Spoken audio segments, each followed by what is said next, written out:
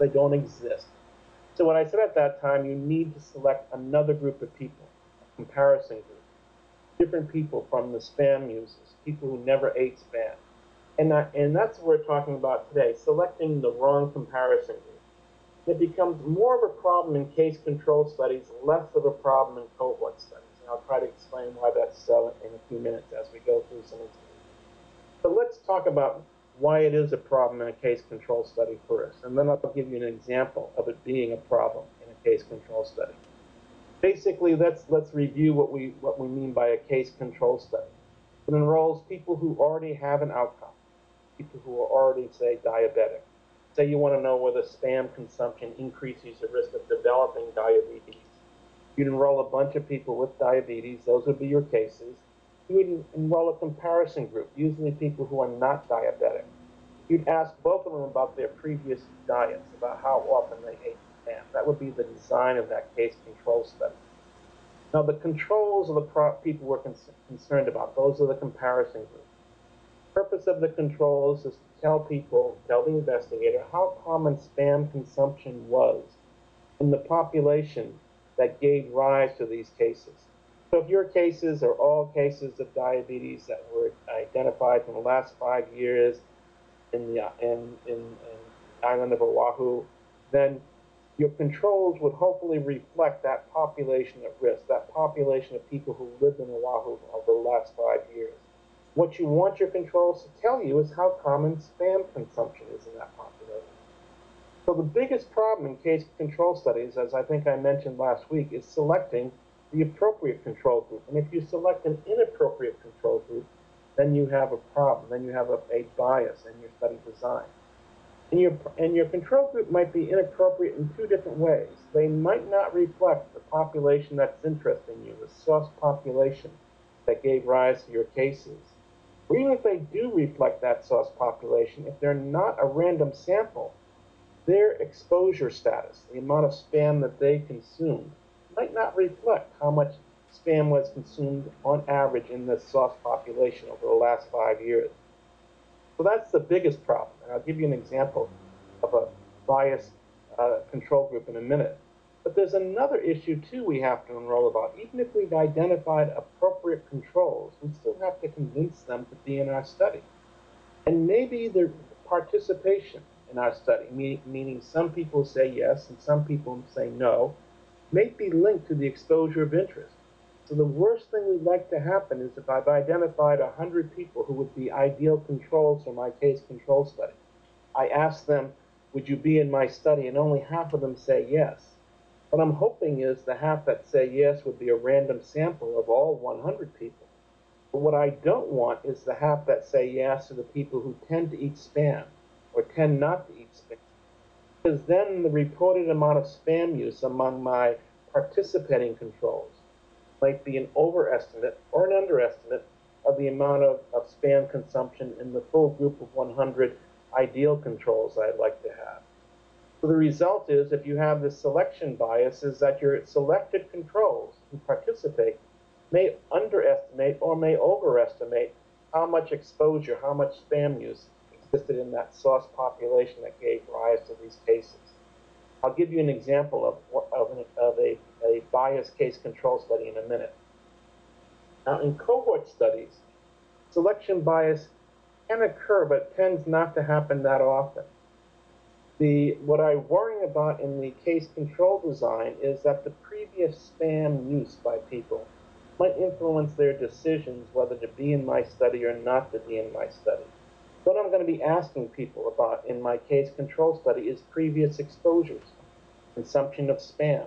Well, that's something that's already happened in their lives, and therefore it could influence their decision to enroll or not to enroll in my case control study.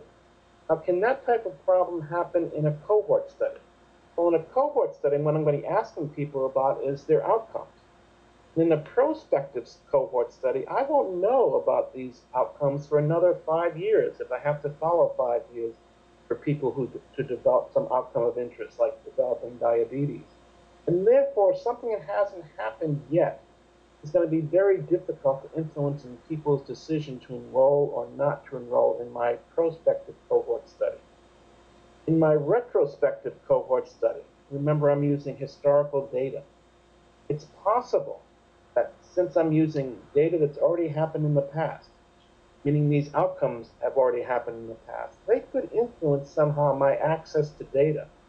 For example, if I'm using data from people's medical records, and the medical record storing system stores records so that the sicker people are stored earlier in a filing system, while the less sick people are stored later in the filing system. Think of you having a very long file drawer, and you want to take people out of that drawer to be in your retrospective cohort study. And it may well be that the people who have had lots and lots of hospital utilizations in the past had to see their doctors a lot, had to be hospitalized a lot, because these were the sickest people. Maybe the people whose files are close up to the top of that big file drawer. And therefore, it's possible that these outcomes that happened historically in the past might have somehow influencing my chances of getting those people's records, therefore influencing the chances of those people being in my retrospective cohort study. So it's possible to have a selection bias in a retrospective cohort study, less likely in a prospective study, with the exception of one potential source of a selection bias. That is true for any cohort study, and that's losses to follow-up. Even if I'm doing a prospective study, even if I'm starting today, enrolling people, say medical students who are eating Spam, enrolling medical students who don't eat Spam, and plan to follow them for the next 5, 10, 15, 20 years, see who develops diabetes, I'm going to lose some of these people to follow-up. Some of them will graduate from medical school, leave the islands, go to the States, 48 states. You might lose contact with them. So you always hope that the people you lose contact with are not the sickest people or not the healthiest people. You hope that the fact that there are losses to follow-up has nothing to do with their unknown risks of developing outcomes. And usually, in all types of cohort studies, the usual assumptions we make when we calculate incidence rates or when we do survival analysis is that losses to follow-up is not related to a person's risk of developing an outcome. People didn't leave your study because they were just about ready to make an outcome, develop an outcome. They were very sick. Or people didn't leave your study because they were the healthiest people who were very unlikely to develop an outcome. People who you are lost are like randomly selected people. The people who you don't lose reflect what would have happened to people who you did lose. That's the usual assumption. And if that's not true, the ones that you're left it over with, non-losses to follow-up, might not represent what happens to the people who are losses to follow-up. And now we have that selection bias problem. The problem is we never know for sure what happened to the people who are losses to follow-up. If we knew what happened to them, they wouldn't be lost, and therefore this is always an assumption.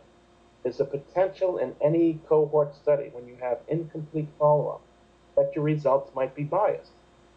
The greater the number of incomplete follow-up you have, in other words, the greater number of losses to follow-up you have, the greater the potential that your study might end up with a biased result that doesn't really reflect the true effect of your risk factor of interest, SPAM, on your outcome of interest, developing diabetes.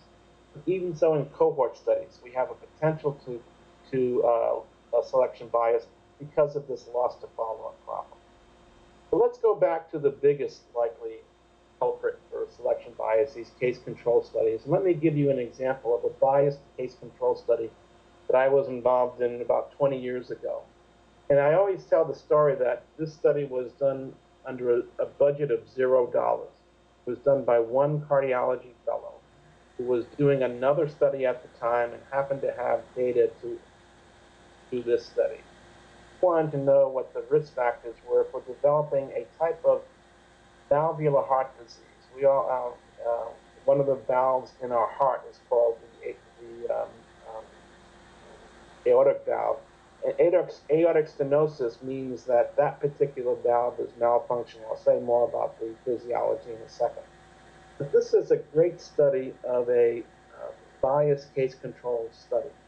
I use it every year. It's my favorite example of a case control study, not because it's a very good case control study, but because it's a biased case control study. I think it shows the problem